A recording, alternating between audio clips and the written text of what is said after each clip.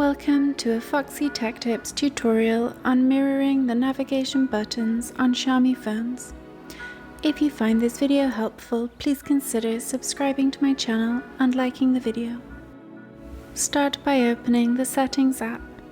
If the Settings app isn't on your home screen, you can get to it via the app drawer. In Settings, tap Home Screen.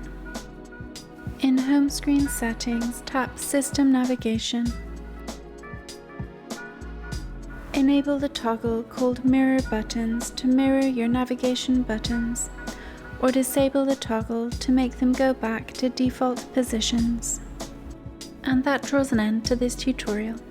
Please like the video if you found it helpful, and subscribe to Foxy Tech Tips for more Xiaomi and MIUI tips and tricks.